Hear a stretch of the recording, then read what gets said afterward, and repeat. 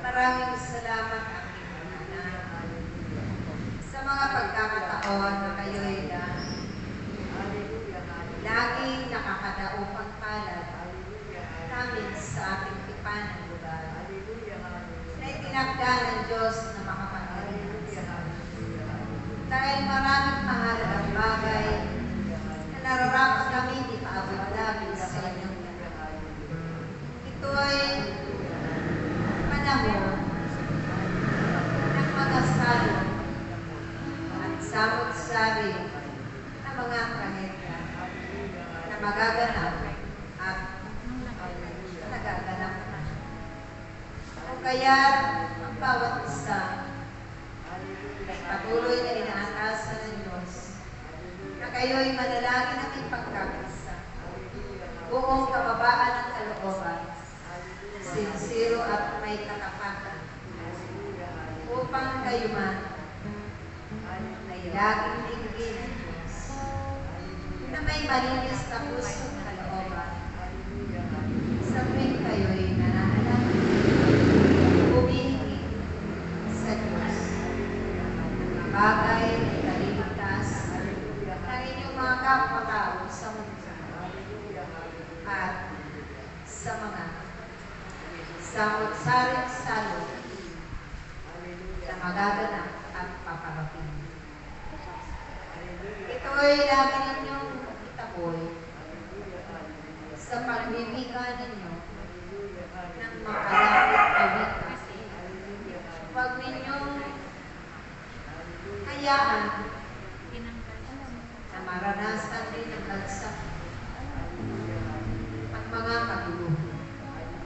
Kaya lagi ninyong ipanalangin ang mga nangangasiwa sa bansang ito at sa karaming bansa.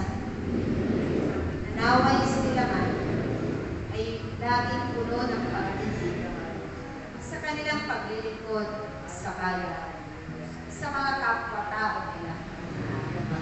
Naisayan sa kanilang mga naway ay sa katuparan nito ang naayon sa kalooban ng Diyos. At kayo ang makatutulong na magiging daluyan ng pagbabago ang kanilang mga puso at kalooban. Mapuno rin sila ng pag-ibig, kababaan, upang sa kanilang paglilingkod, tunay at tapat at makatutunan.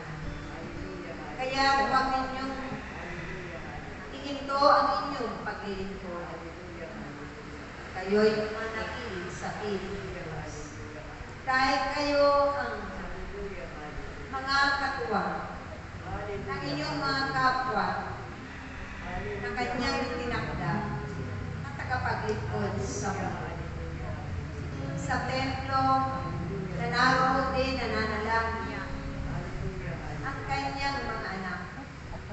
At kasabay nito ay ang pananalangin din para sa kaligtasan ng sanlibutan, para sa kapayapaan ng sanlibutan ito, at para sa pagkakaisa, hindi mang kalahi ay mapuno sa isa't isa ng pag-iibigan, pag-uunawaan, paggagalangan at pagpapatawaran.